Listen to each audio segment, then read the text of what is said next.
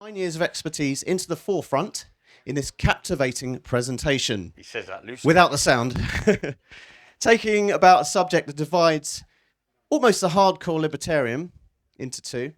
And whether you think the earth is round, whether you think it's flat, square, or you don't care, everyone has the right to free speech, especially when they have valid and logical points. So, ladies and gentlemen, presenting the history of the flat earth, Ian Leahey! Thanks very much. Thank you. Well, as it says, hello. My name's Ian Leahey. I am a proud flat earther. I'm a researcher of the subject for about 10 years, and nearly a decade ago, I stumbled across what I believe is obviously to be one of the greatest deceptions that mankind has ever gone through. And today I'm just going to present something called the history of flat earth for you. Now, before we start, everything that you see here today is going to be fully researchable. Don't take my word for it at all. I'd rather you didn't. I'd rather you go and look for yourself. If you have any questions, perhaps we can do it at the end of this now much more obvious truth and reality. So let's start there. Reality, what is it? Well, in our meat suits as humans, we have senses. We have our five senses to shape and work out our reality and surroundings. For example, we see, hear, we touch. If you touch fire, it burns. You learn not to touch it again. So I also say, if you were dropped in the middle of a field and you'd never been here before, would you automatically assume that you're moving? Of course not. So we build an understanding of our world through our God-given senses. Truth, however, well, that's something we take for granted, perhaps by the men in power, those in academia, by which everything seems to be judged these days.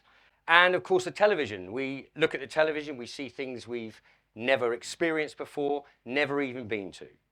And of course, some people prefer comforting lies rather than the unpleasant, harsh realities of truth.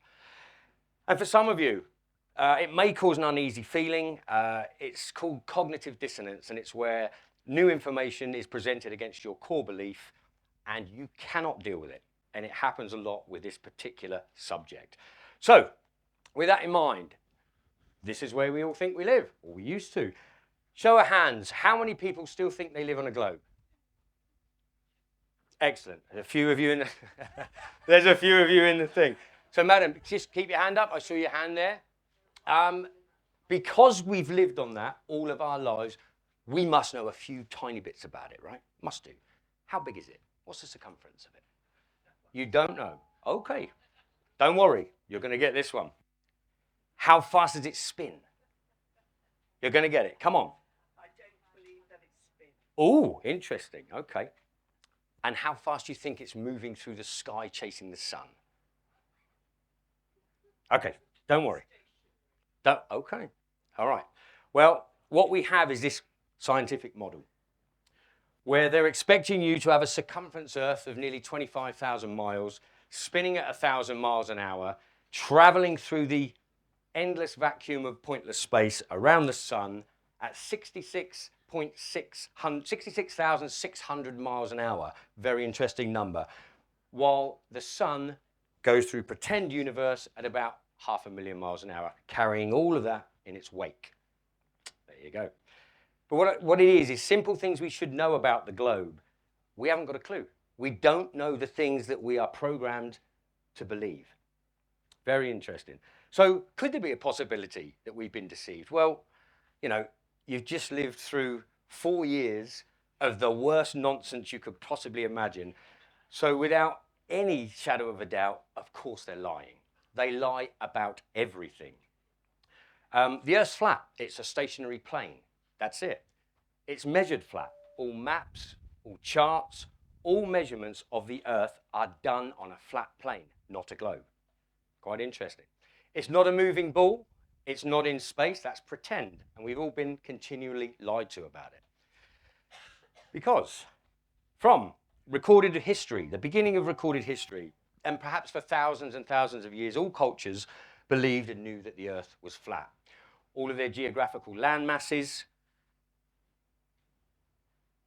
were virtually identical. They all believed it to be a flat, stationary, disc-shaped plane, apart from, obviously, one stupid people.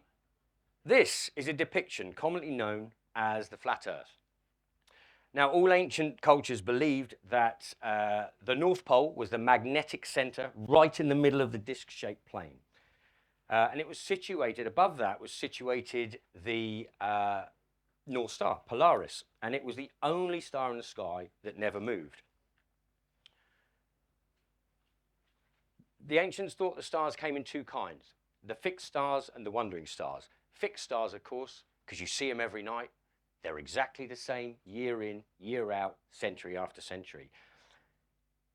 The wandering stars, however, slightly different. They, such as Mars, Jupiter, and all the God-named planets, they have unique paths, unique spirographic, cymatic patterns all over our flat plane. This is Venus, and after its 11-year cycle, it creates the flower of life over our flat plane. In fact, they all do something rather weird.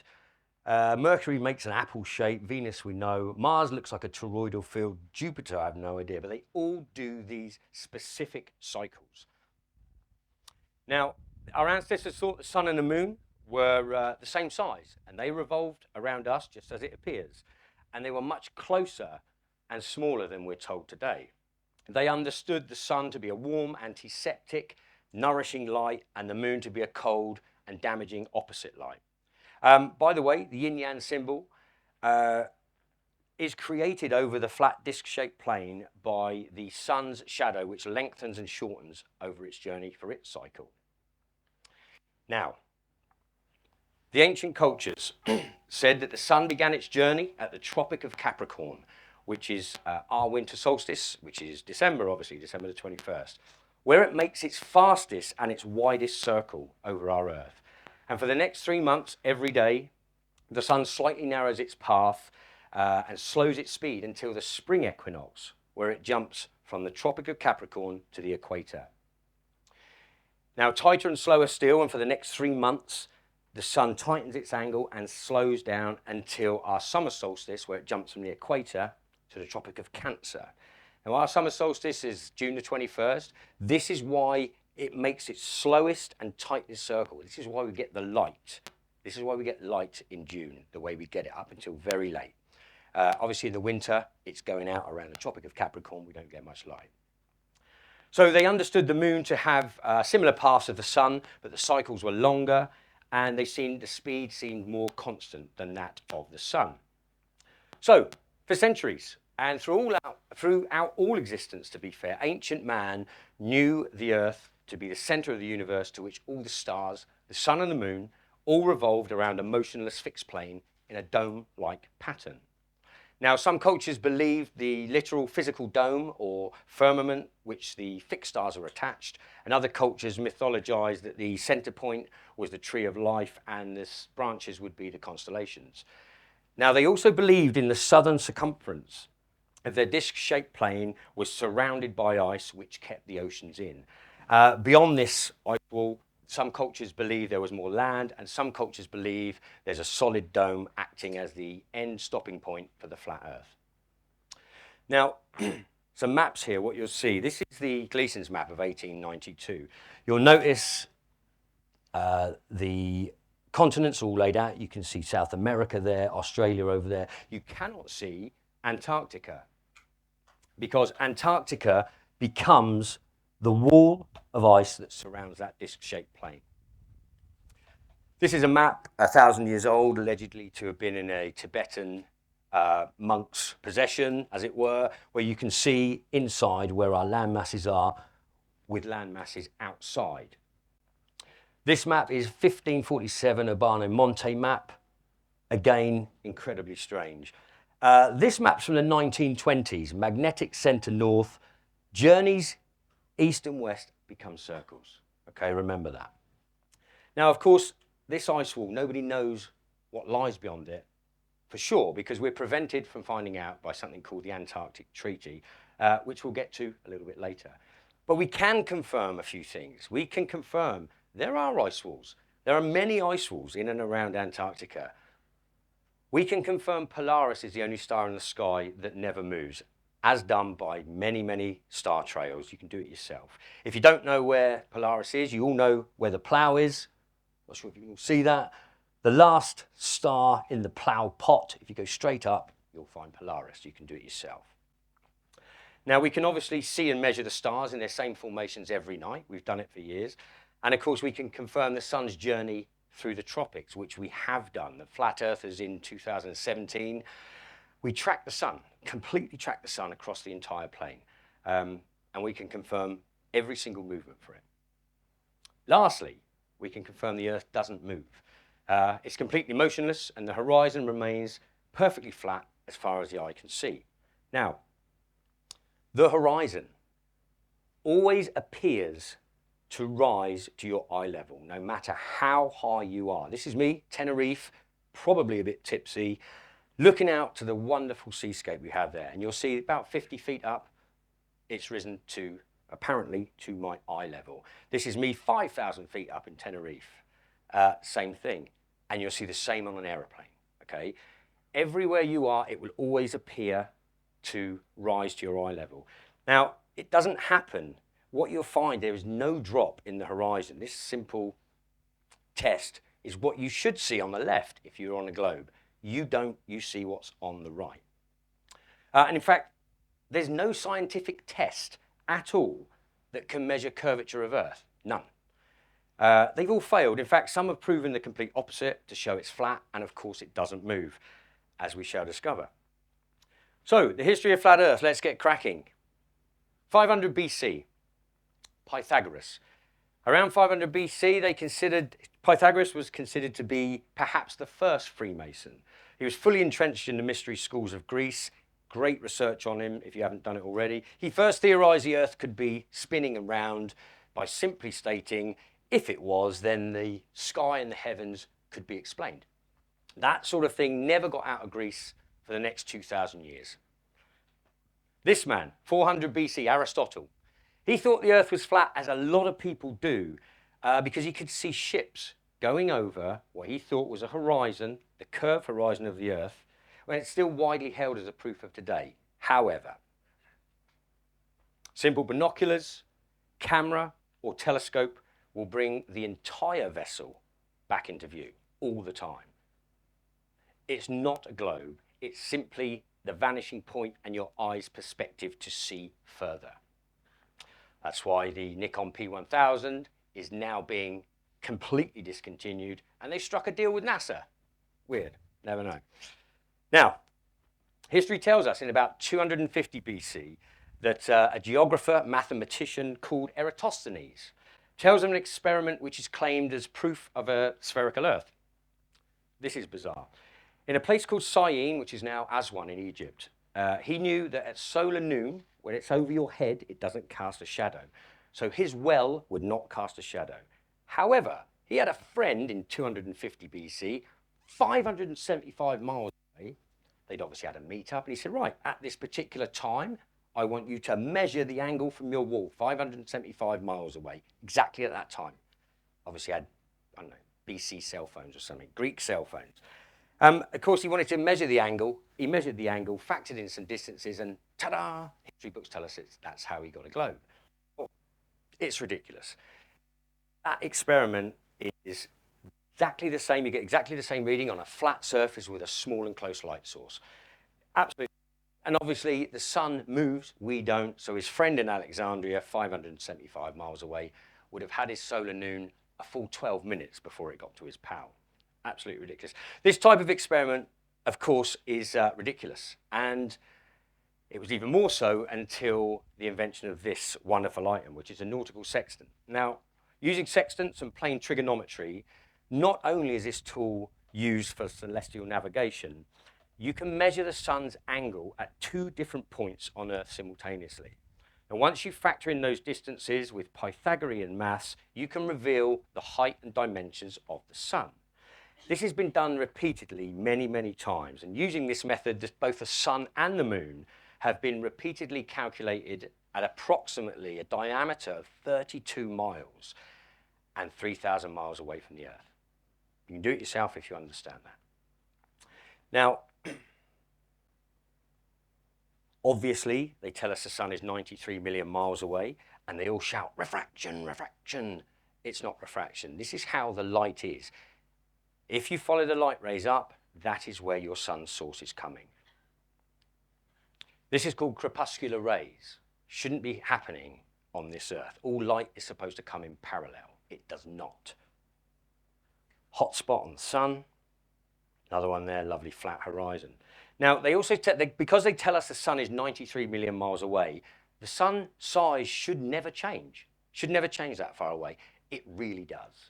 You can see it. You see it all the time. If you, in various parts of the world, you can see the sun go, go, go, go, go, get smaller, smaller, and literally disappears. It cannot hold its light. So, after Mr. Eratosthenes, of course, all those theories vanished for nearly 2,000 years. Everyone knew the earth was flat. Till this chap. Portuguese gentleman, Freemason, Ferdinand Magellan, claimed to sail around the world, and he did. Everyone's done it. The problem is you go east to west. Oh, you go east to west because, as we said earlier with the map, you have to point your compass to north and adjust each time. So east and west become circles around our flat plane. Hundreds of people have done it. No one has gone from the middle, north to south, and then come back underneath. No one. However, Freemason, dirty, horrible Freemason, Ranulph Fiennes, says he has. There are no entry and exit points at all for his crossing. He's a liar. Antarctica, of course, being patrolled by the military under the orders of these people, the United Nations. Fun fact, you've all seen the flat Earth. You just probably never realised. That's it. That is the flat Earth, where they hide things in plain sight. As they do, they like to mock us. Now, moving on, 1543, this particularly handsome gentleman, Nicholas Copernicus, revealed a book a couple of days before he died called On the Revolutions of Celestial Spheres, where he fancifully revived Pythagoras' Freemasonic sun-centered heliocentric nonsense. The book told of a spinning globe, tilted, wobbling, moving, and his book clearly was laughed at by his peers. One being Tycho Brahe. He said that if Copernicus thought the Earth was a globe spinning and moving all the time, why don't the stars show any signs of parallax? Well, they stayed the same all the time, as you know. So in the pretend Copernican model, what he did to counter that was simply make up numbers and place the stars millions, billions, and trillions of miles away so that it would be detected as if they weren't moving. And of course, you can't see something that far away. You can't see something that far away. So you have to make it big, enormous, trillions of miles in diameter. Everything and all of those things he did completely fabricated, completely made up. He did, however, Copernicus offer some distances to the sun. He proclaimed without a shadow of a doubt that the sun was 3,391,200 miles away. Interesting. 1573, Tycho Brahe, Danish astronomer, was financed by Emperor Rudolf II. He was funded a most lavish observatory for its time. No money seemed to be spared, and Tycho Brahe was famed for making observational science of the stars, trying to understand how the ancients knew and what the cosmologies of the heavens were. Now, around the same time, this person, Johannes Kepler, Freemason, was a student of these occult-influenced Copernicus theories, and he worked for Brahe. Kepler's beliefs were said to have caused heated exchanges, and eventually he was fired. Get out of my observatory. Well, a year later, after much grovelling ensued, Kepler was taken back by Brahe. 1 month later, Tycho Brahe is dead, killed, as they say, by Kepler. Now, this is the thing, Kepler became then the Freemasons' leading imperial astronomer, absorbing all that data to fit Copernican theories. But Kepler, he had distances to the sun as well. So, 12,376 miles. That's what he thought. Okay. 1608, another challenger to the flat stationary plane was an Italian chap called Galileo, who, among many things, made telescopes. He's also famed for his writings about the tide and the pull of the water that makes them, whilst the Earth is constantly moving in an upward direction, spinning around the sun. This movement, he said, caused the displacement of the water that created the tides. Nah. Sadly, it's ridiculous. Tides only affect salt water. They don't affect large lakes or large bodies of water. So that was the end of that. However, he did make telescopes, and he positively smashed Aristotle's theory that boats went over the horizon 2,000 years ago. 1687. Here we go. Sir Isaac Newton, Freemason, wrote a book called Principia Mathematica, which presented his idea of gravity to the world for the first time. Now, for many years, the idea of a spinning ball going through pretend space at breakneck speed was clearly a joke to the scientific community at the time. So in order to counter that, Sir Isaac Newton invented gravity. Bizarre. Newtonian gravity is the idea that a molten spinning magnetic core in this crazy pretend globe-shaped Earth attracts everything to the center of it. The problem we have with this is man has only ever drilled down in the world 7.6 miles, nearly 8 miles. That's it. That's it. It's another, I don't know, what is it? Another 22 miles just to get through the crust. And they're going to tell you that 6,000 kilometers away, there's a great big bubbling core of nonsense. Now, a molten metal in any state doesn't hold any magnetic charge, so it doesn't cause a magnetic field either. It's a joke. It's made up. That's why you always see cartoon pictures. And it was at this time that he was criticized for his occult influences in his work. Freemasons, anyone? Right, gravity is merely density and buoyancy. But of course, with that pseudoscience comes problems because you're making up numbers in your calculations. And of course, Newton, after he'd done all these calculations of further development, they realized that those calculations would create a giant singularity and the whole universe would be squashed into oblivion. So to counter that, they invented something else called dark energy. Now, the calculations when they invented that and added that to it showed that it would expand so quick it would rip the entire fabric of space and time, or whatever nonsense they said. So to balance that, they made up something else called dark matter, which holds the graviton dark energies together. It's all made up and it's all an imaginary psyop, I'm sorry to say. Okay. Bear with me. Now you have to understand here that we're told he sat under a tree and the apples fell down on his head, etc., etc., etc. Now, the problem you have with that is, what calculations did he have for the apples still on the tree? And what calculations would he have had if an apple had fallen in the water? He said, gravity works. Oh, shit. Because it would come straight back up.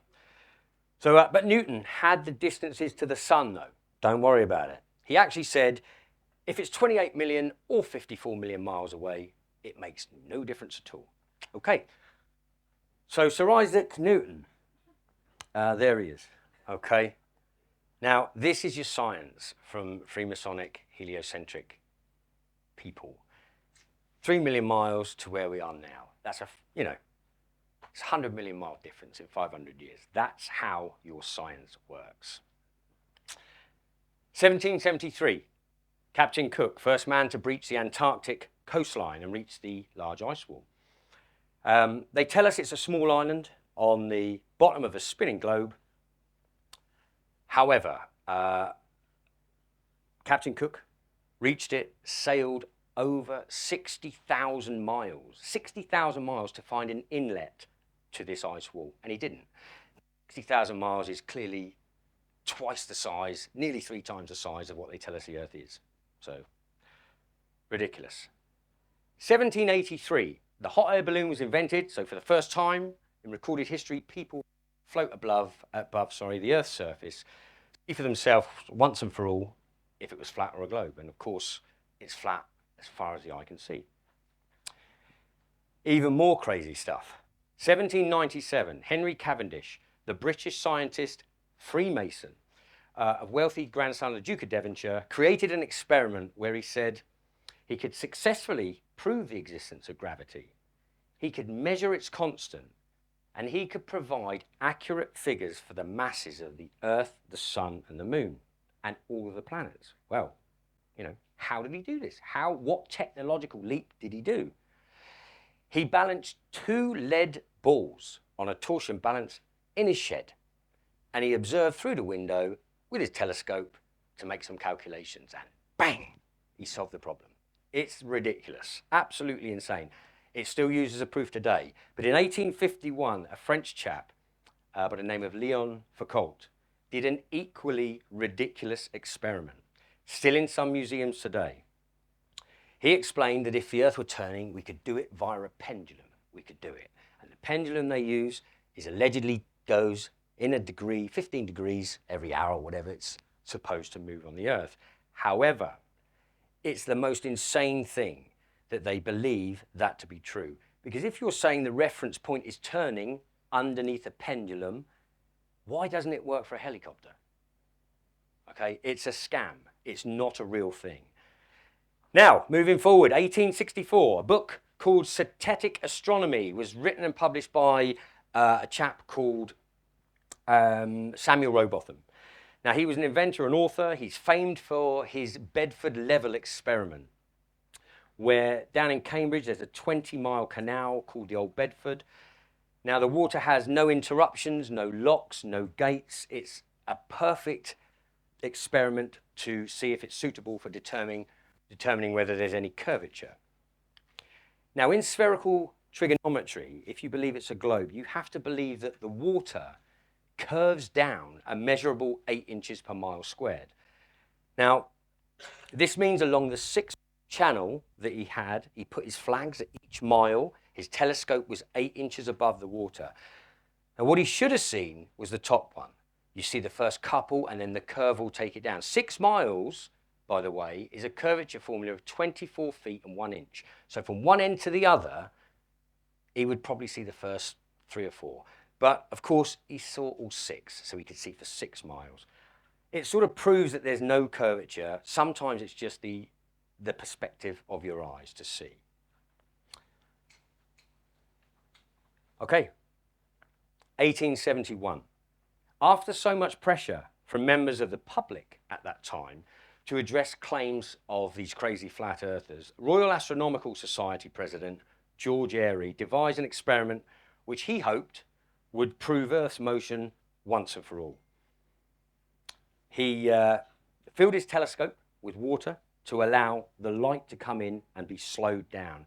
Made some calculations on when he would need to move the telescope to allow the light in. Well, sadly, he left the telescope there, the sky was moving and the light was coming in. Proved there was no motion and no spin. But in 1887, American physicists Albert Michelson and Edward Morley, they did an experiment to determine Earth's speed through space, and they passed some light through a couple of pathways, one in the alleged direction of the Earth, one at right angles to it. Of course, the one at right angles to it should have taken less time to come back. Sorry about the text messages. Thank you. And of course, they couldn't prove any motion of the Earth. Albert Einstein himself said, the motion of the Earth cannot be observably detected. This takes us to 1900. And by this time, the globe model is dead. It's completely dead. Everyone was teaching flat Earth. Everybody knew what it was. The problem is in 1900, this is bizarre because this article reads, let me read it. It's painful to read that Sir John Gorst, the head of the British Educational Department, is in serious trouble and has been threatened by Mr. Ebenezer Breach and other taxpayers of the city of Portsmouth in the United Kingdom with prosecutions under the Impostors Act. It seems that the schools of Portsmouth have been teaching the damnable and heretical doctrine that the Earth is a sphere. This is 1900. I've lost my thing again. Okay. 1903. The aeroplane was invented. Great stuff. As aeroplanes had the technology to go faster and faster, perhaps even faster than the 1,000 or 700 mile an hour turn of the Earth, it was fairly obvious that nothing's moving. It's fairly obvious. Talking of planes, Flight routes in the southern hemisphere are insane, okay? It doesn't make sense on a ball. It makes sense on a flat Earth only. Now, the logical way to get from Australia to Santiago would be stay in the southern hemisphere, short chop across. No. They expect you to believe it goes from there, the whole distance up to the northern hemisphere, twice the distance back down to the southern hemisphere. It doesn't. It makes perfect sense as almost straight lines on a flat map. Exactly the same, Johannesburg to Perth, southern hemisphere, all the way up to the northern hemisphere and back down. It wouldn't make any sense. But on a flat map, it makes perfect sense. Now, 1916. This chap, he wrote a theory on general relativity, and in one fell swoop at that time, with enormous media marketing for his works, the globe idea was put firmly back into the focus of the population. And at that time, there was a Rockefeller studied or produced educational system that they were just putting into all the schools. The problem is, this man, like all good actors, was a terrible person. He's a plagiarist, a cross-dressing patent clerk. He married his first wife. He paid her off with his $100,000 Nobel Prize money. He married his cousin, and he was attracted to his two daughters, where he all lived, and he said, here's my harem. He's a fraud. He's not a genius. He's a plagiarist. He wears women's clothes, and he's a bad person. Sorry. 1927. This man is called Jorge Lemaitre. He is a Jesuit priest, and this is the man in 1927 that first brought everybody's attention to the Big Bang. Okay, now not the TV comedy. We're talking a specific situation where back in time, when nobody knows, only nothing existed, nothing at all. And then for some reason, at one time that nobody knows, that nothing exploded into everything you see. It's insane. Now, it's bizarre to try and work out where these people would collude together and find these ideas. Oh, right, okay, perhaps with him, no problem. 1931, we're getting close now. This chap, Auguste Piccard, a Swiss physicist, he's an inventor. He was known for his record-breaking balloon flights into the higher reaches of our atmosphere. In an article in the Popular Science magazine in 1931, it describes their journey of 9 miles fraught with leaks in their big aluminium balloon, which is behind them. I have no idea what they're wearing on their heads. I think they probably wanted a photo op. They didn't have a hat. They took the waste paper bins, stuffed them on. However, through the portal of the windows of his balloon, he said and states, it seemed a flat disk with an upturned edge. This is a Swiss physicist. He's a very, very important person. So I'll leave that with you. Now, in 1939, we come into the outbreak of the Second World War. Rockets were going, everything was going crazy. Most of Europe and other places in the world were terrified of the V2 rocket. This is where it all starts getting a little bit strange. 1945 to 1955, something called Operation Paperclip, nice tune, granted nearly 1,000 German Nazis American citizenship. Many had been long-time members of the Nazi Party, the Gestapo, etc., etc. They all came over, worked for the CIA, NASA, and MK Ultra's mind control programs. That's where they fitted in. One of these Nazi officers was a rocket designer of the V2, and he was the rocket designer for the Apollo space program. His name's Werner von Braun. We'll come to him a bit later. 1946. Operation High Jump took place, led by Admiral Richard Byrd. He was an American naval officer who specialized specifically in Antarctic exploration. He was going down there since 1928. Now, this particular expedition was something unprecedented. They went down there with 4,500 men, over 10 ships, over 30 aircraft. Something strange goes on in Antarctica. We're led to believe Operation High Jump was where they went over the ice wall and started to search the plain. 1957. No, this is not 4 Cortina aerials attached to a toilet cistern. This is actually, what they tell us is in 1957, Russia launched a satellite called Sputnik. There it is. Now, satellites were first theorized by Freemason Arthur C. Clarke, 1945. Fun facts about satellites. They tell us there's between 20 and 40,000 satellites zooming around a pretend globe Earth. They float in what science calls a thermosphere.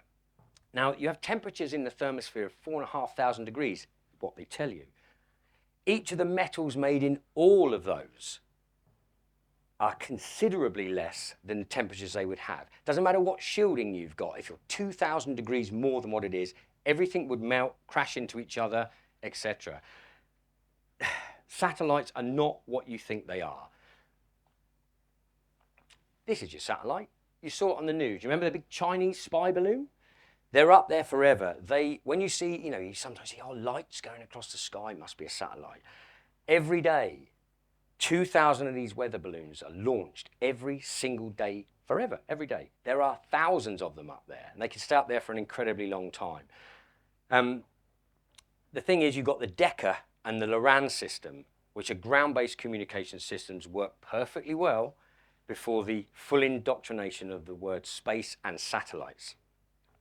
Now, nowadays, internet, fiber optic cables go everywhere. That's where you get it. Gigantic cell towers triangulate GPS signals, all ground-based, and atmospheric propagation allows radio waves to go everywhere, all before the best-selling science fiction word of satellites were invented. Okay, 1956, getting very strange now.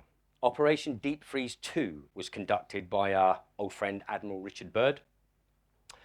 And in 1958, just 2 years later, these people were formed. 1 year later, the Antarctic Treaty was put in place. Now, all of these things taking place in a very short space of time raises a few questions. Now, I was going to play you this. We have no sound. This is a Longines chronoscope. I mean, I'll play it. I'll try and tell you what he says. This is Admiral Byrd telling you about his Antarctic expeditions. And they're asking him, they're saying, he's a great guy, blah, blah, blah. Is there what's going on? And he says, well, there's not so much more land in the north. That's militarily used. But he said in the south, there is a land bigger than the United States, which no one has ever seen. Okay, you have to understand these things. He is telling you somewhere beyond Antarctica where he's gone, there is a land as big as the United States, which no one has ever seen. So what could all these Antarctic expeditions really be? Had it enabled mankind to find further lands? Maybe. That's okay. Or maybe they found the dome edge. Maybe they'd found something. We don't know. There is small evidence, by the way. A chap called George Rayner, he was a biologist and a photographer, went down to Antarctica in 1920 to take pictures. This is one of the pictures. It's incredibly, you can't see it here, but the sky is incredibly compelling. Get online, go and look at all the pictures yourself. So what they found down there, they were obviously going to keep it from you and me. The Antarctic Treaty. Look at that room. 1st of December 1959, it was signed by 12 countries who were down in Antarctica doing what they call the Great Geophysical Year, 57-58. The treaty was ratified in 1961, and it is the only treaty that's still in place today. Okay? You have to understand, the whole world is at war, almost. It's a whole crap show out there. This treaty will never be broken. You cannot independently travel to Antarctica. You cannot. You can pay thousands of pounds to get on that peninsula tip, look at some penguins, go back in your boat and go. You're never going to be independently allowed to go over the ice wall to find anything else. Not allowed to do it. So if they truly found the edge, then surely there must be a top. And our prehistory ancient civilizations must be correct. So what were the implications? Well, in 1962, they began to find out with something called Operation Fishbowl. Unbelievable. It was part of a series of tests under Project Dominic, and America and Russia were sending up massive, massive rockets and detonating them, as far as we're concerned, on the dome. Stripey XM33. 4.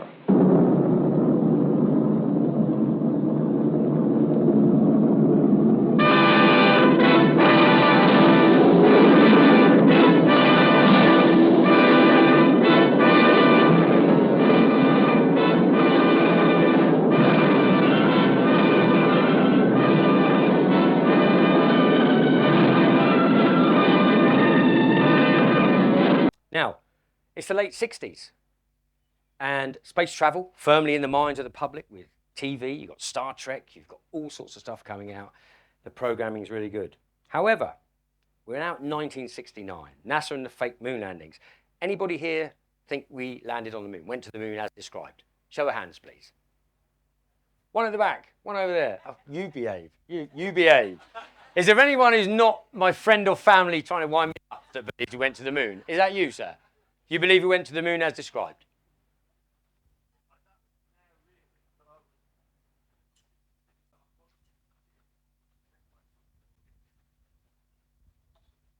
Okay, cool. Firstly, before NASA was formed, it was made up of various companies. One of them was called Jet Propulsion Laboratories, run by this crazy guy. He was called Jack Parsons. Now, he was a very good friend with this guy, L. Ron Hubbard of Scientology fame, who at the time was the most published author in the world. Those two, apart from many other things, were told to be doing ritual sex magic in the Nevada desert and all sorts of crazy stuff. Now, they were devout followers of this guy, Aleister Crowley, Britain's most evil, satanistic man. That's what they call him. That's what everybody called him, that we've ever had. Now, Aleister Crowley also had a follower, this guy, second in from the right, Mr. Walt Disney. Now, Walt Disney was friends with our man, Werner von Braun, our Nazi. They used to make space travel fantasy videos in the 50s and 60s, all the way through. And it's quite clear, Disney does the programming for children, the satanic programming for children. NASA does it for the adults. The actual word NASA in Hebrew means to deceive, to be deceived. Crazy. And secondly, Freemasons and the mystery schools are the reasons that knowledge is kept from us.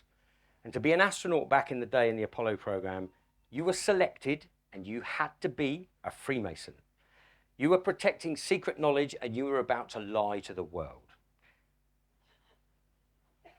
This is a picture of our famous astronauts coming back to do their very first press conference after man's greatest achievement. Look how happy they are. They're about to lie. Buzz Aldrin is an admitted ring-wearing, hand sign flashing 33-degree Freemason from the Montclair Lodge in New Jersey. Edgar Mitchell is a Freemason at the Arteta Lodge in New Mexico. James Irwin was a Tijuana Lodge member in Colorado Springs. Don Eisel was a Luther B. Turner Lodge in Ohio. Gordon Cooper, Master Mason in Colorado. Virgil Grissom, do you remember that one? He stuck a lemon on the lunar lander because he knew it was a load of nonsense. He died. They killed him. They blew him up in a machine. They set him on fire with his other things, making it absolutely abundantly clear, you do not lie about this. You follow the program or you die. The list goes on. Fred Kleinecht, who was the head of NASA during the Apollo program, shortly thereafter this nonsense happened, became the sovereign grand commander of the Council of the 33rd degree of ancient and accepted rite of Scottish Freemasonry. That was his promotion for it. Alan Shepard, William Pogue, Neil Armstrong, Vance Brand, Anthony England, all had fathers who were Freemasons as well. It's too much of a coincidence to say it's random. You have very many pictures of these crazy people. There you go, on the globe, get the programming in. Oh, here we are on the moon. This is a Freemasonic ritual for the lander. There's another one. you'll notice the aprons, Google Mail, that's where your Freemasonic Google Mail symbol comes from. This is ridiculous. This is an actual picture from NASA of the Apollo lunar landing mission profile. They like to use phallic symbols beyond doubt. That's an official image. Yeah, it's crazy. Here they are, taking a bit of a break on the moon for a Photoshop. This is insane. This is Buzz Aldrin in a zero-G plane in '69 with the lunar lander behind him, but I'm sure they're just training, right? This is the lunar lander. Holy moly. Look at it. Look at it. Please look at it. It's roofing felt paper. Look. Look at that. Look at how they don't join in. This is in the harshest environment of space. It wouldn't last a day in the rain. And they expect you to believe this is what took them home. Come on. If you've not looked into the power and evilness of Freemasonry, and I'm not talking the local lodge where you scratch each other's back and they'll cut your hair and you get, whatever. No. This might be more important. George Washington was a Freemason first. Oh, and of course he's the first president of the country. Freemason first. Absolutely crazy. All presidents, MPs, people that rise to any sort of political power, they're all mouthpiece controllers. They're Freemasons, or they're all connected to another brotherhood or sisterhood. Here's some more Masons manufacturing the globe at Studland. Unbelievable. Okay, so from 1969 to 1972, these Freemasons at NASA claim to have landed 6 of their Apollo missions on the moon. 6. With a bit of ingenious deception and some rocket technology from our man, Werner von Braun, these lying Freemasons took photographs through a window of a high-altitude plane. And with this one psyop, NASA convinced nearly everyone on Earth we live on a globe. However, in this documentary, which you're not going to hear, I'll tell you about it. A piece of footage was given to the requesters of all the NASA information. This was sent by mistake. This is unbelievable. An old reel received by mistake. It contains the raw or unedited footage of the crew of Apollo 11, Michael Collins, Edwin Aldrin Jr. and Neil Armstrong, staging part of their mission for nearly an hour in living color, with exceptionally clear behind-the-scenes audio of conversations discussing the techniques used to achieve a disingenuous picture depicting the Earth at a distance, in order to falsely demonstrate their far journey from it and their ability to survive passing through the Van Allen radiation belts. It cannot be misconstrued that this staging was done for some other reason prior to the mission, for the reel itself is slated and dated July 18th, 19th and 20th, 1969, the very days of the mission when they were said to be approaching and achieving lunar orbit. Now, these NASA images, these are bottoms of frying pans. These NASA images are all completely different. Make your mind up, NASA. What does the Earth look like? In 2012, down here, America was half the size of the globe. In 2015, not so much. All the colors, all the stuff is absolutely ridiculous. Now, they look different because of this guy. This guy, in 2012, is called Robert Simon, was responsible for creating the latest in a long line of the fake images called the Blue Marble Earth Shot. Now, you remember the iPhone? That image on the iPhone, the globe, the programming continued. There are lots of interviews with this guy telling you exactly what he does to make those images. They're not photographs. They're all photoshopped. Happy days. One of the things he says in many of the interviews is the hardest thing we had to wrap a flat map around a ball to make the image. He tells you. He actually tells you. Now, that's how he does it. This is what they put the flat Earth into. It's very simple. All the calculations can be done through a globe. Lots of problems they have in the southern hemisphere, though. And this is how they do it. And of course, since that time, NASA have given you hundreds of videos, pictures, CGI nonsense that can sort of give veritable photographic proof, perhaps, of Pythagoras' 2,500-year-old theory. Now, with a skeptical eye, however, professional photo analysis have dissected hundreds of NASA images, you can't get them anymore, of a ball, Earth, found undeniable proof of manipulation, photo manipulation, rectangular cuts. If you put the, you can do it on, I still think you can do it. If you get a picture of a satellite in space that they tell you is an official NASA image, get the contrast levels and the brightness levels and play with them. You will see rectangular cuts in nearly everything. What's the point? If that's a real photo, why do you want to fake it? Just, that's it, it's done. Of course it's not. So here you go. This is them pretending to go to the moon, I guess, or lying about it. You've got some runners there where the cameras would go. Obviously doing some work there. The moon is translucent. It's not a solid object. You couldn't land on it even if you wanted to. If you look at the moon in the daytime, you look at the craters, they take on the exact same color as the sky behind it. There's plenty of footage, apparent footage, showing stars occulting the moon, or being shining through the moon. And 2 days every month, there's no moon. It's called a new moon. It cannot be seen anywhere on the Earth. You cannot land on the light. Now, people tell us that the moon's round, it must be a sphere. It looks like one, must be a sphere. Well, just some simple stuff. You'll see the other balls there. This is how light works. On a sphere, you have an intense part of the bright light, and then the light falls away around the curve. With the moon, when it's full, you have equal light all the way around it. I don't think it's a sphere, more likely a disk. I don't know. But they tell you it's a sphere. It can't be because of the way light dissipates. There's many countries with their flags showing perhaps stars through the moon. Now, this moon thing, surely there must be loads of evidence that we can get to. You know, all the telemetry data could have been gathered. No, all lost, all destroyed. Not one reel, not 10 reels, 13,000 reels. Managed to just destroy them, which seems to be a bit convenient. Now, I was going to, obviously, to tell you this is Don Pettit. He's a NASA astronaut. He is absolutely ridiculous. What he says is basically that.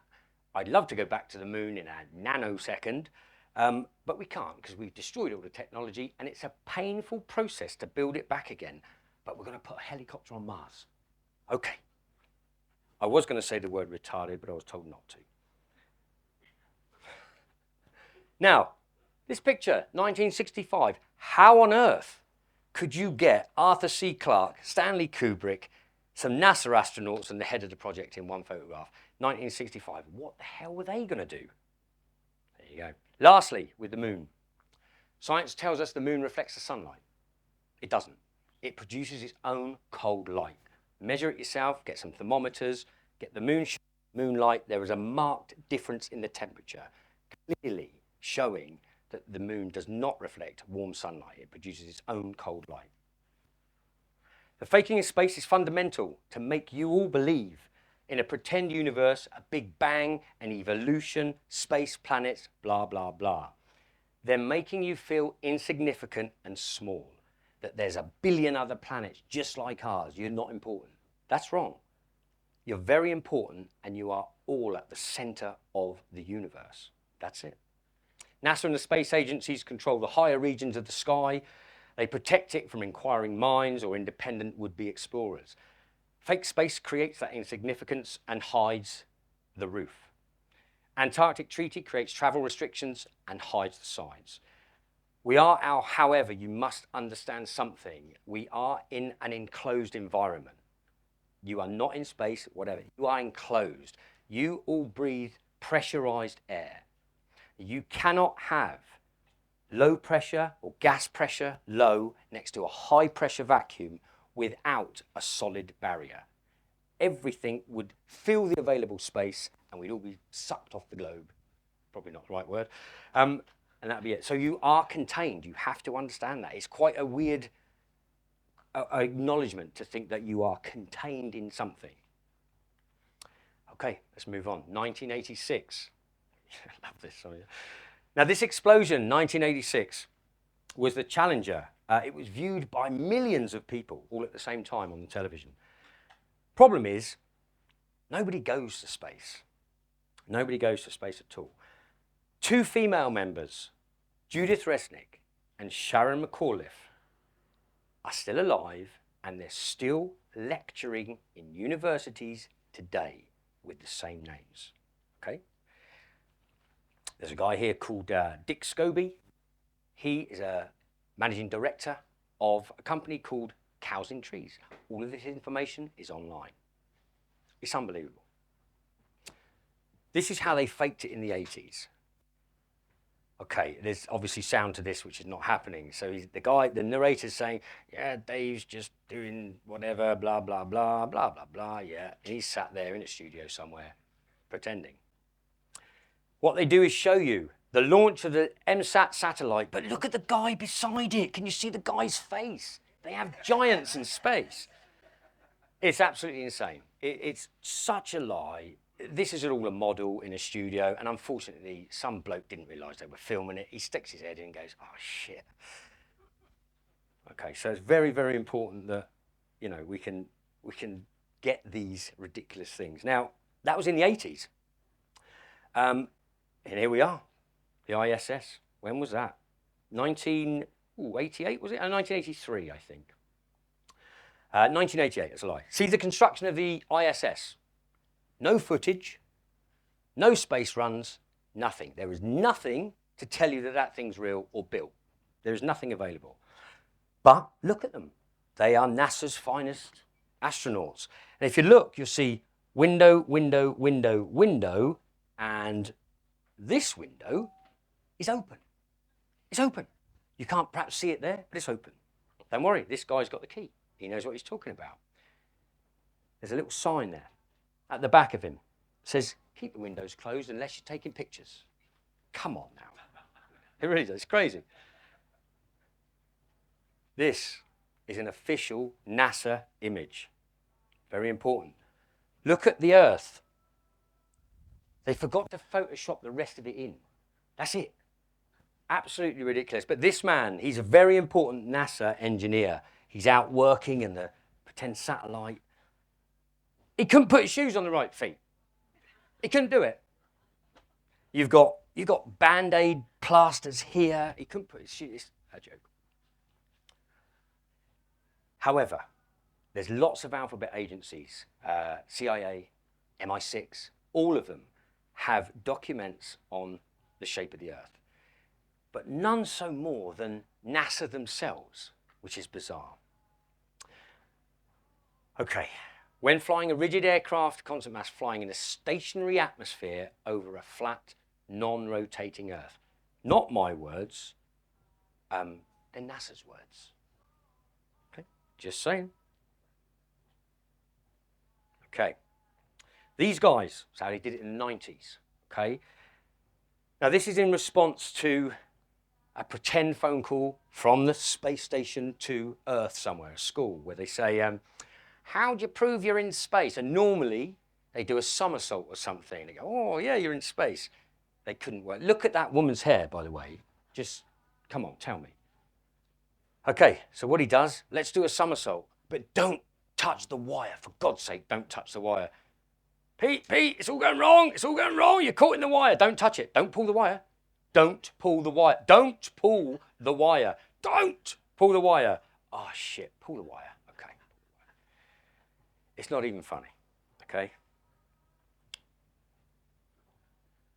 The Indian chants are making me laugh, sorry. Okay. This is an incredible piece of NASA footage. This is how they do it now. What they do is they use, everything's in a training pool, everything's in a studio. All the spacewalks are done in a great big swimming pool, neutral buoyancy lab. They use harnesses and wires the same as they do in films like Gravity and silly stuff, where they make that for, I don't know, I think they made Gravity for just under $100 million. NASA gets about $70 million every single day to give you this nonsense. To be fair, a few things you might want to consider. Stars are not suns. They are frequency points of light. They vibrate at certain frequencies. They're very small and close to us. There'd be no point if they were quadrillion miles away, astrology wouldn't work. There'd be no vibrational frequency point at that distance. NASA give you CGI as opposed to what you can see. Here's some stars. These are real stars. This is what you're seeing if you get a decent camera to look at it. They're crazy frequency points of light. This is Capella. Unbelievable. This looks absolutely amazing close up.